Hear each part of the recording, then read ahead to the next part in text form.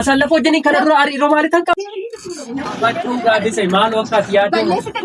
Akati yaade mo. Sama kana. Gadi se lakki. Akati jette moti. Akati dani akati ke itona taawde asalafo kinara gadda kaate.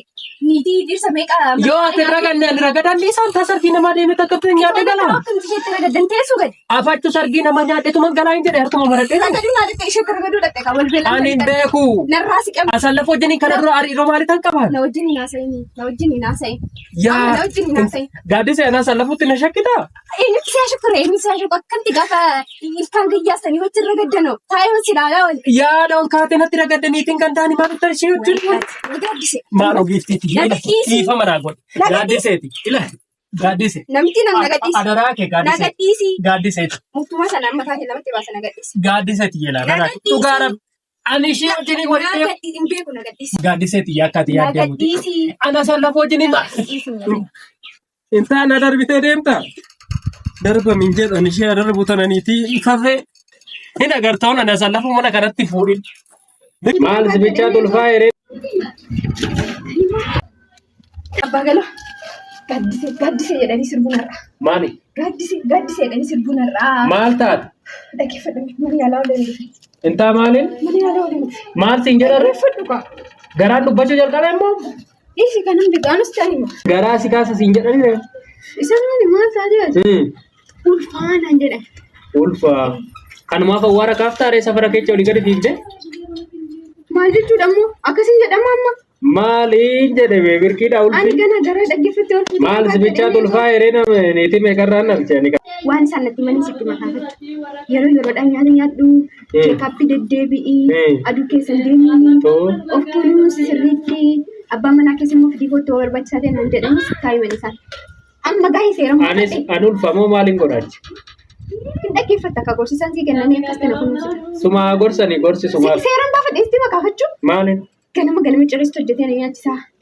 Sa'aatii isaa eegdee yaallee dhuftee galgalallee siif seeraan na kunuunsata. Nyaata gaggaarii madaalamaa san nyaadhaa. Miila sirraa hin dhiqu. Dirqama. Mataattis hin baadhu. Mataatti illee hin baattu garuu luka naa dhiqxa. Hanqalbumaan maaliif kan dugdatti hin baadhu akkasuma akkuma daa'imaati. Daa'imti gaarii dhaarii garaadhaaf fanciisee. Afachuu warqii kam ulfoofte seete namuu ulfoofte ta'e. Lilis keessa man ijoollee meeqa gaafa ishiin deessuniitti tiyyaniitti duraan dhiibbaa kana. Mana keessa nyaata hojjedhee nyaachisaa siin da'uula. Mana kanan dhiisee deema. Kana tortora dhiyeessaa ofitti dibdee kan.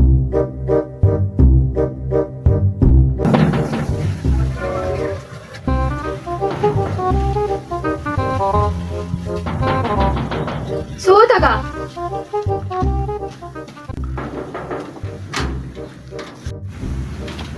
Nanti fiigdee nama tuni tenna naannoo akka lama.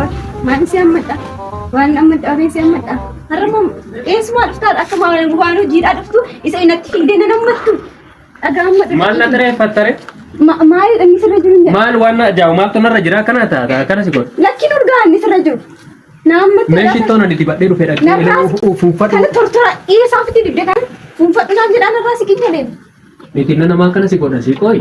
Waanuma dibata illee too beekte nadheenuma jala deemaa oolte kan waanuma tortoraa kan ofitti dibaa oolte mitaati. Namni gadi baanaan nadheenuma jala horii gad deema. Lakkii hojiirraa dhufta iddoo kamiinaa dhufta reenatti himi. Naatu gad of qabeeffachu. Mara miitaa mana kee keessa jilba kee hammadhu taa'e gaditti. Nan deema gadi. Galtamuun galtu. Amman xiroof tanaan jechaa. Galtamuun galtu siin jedhee. Nan galaan galuun dinne garuu. Innaa maal ta'u firee? Amala kee sirreessi fi gaaddisee fi yaani ganama galgala.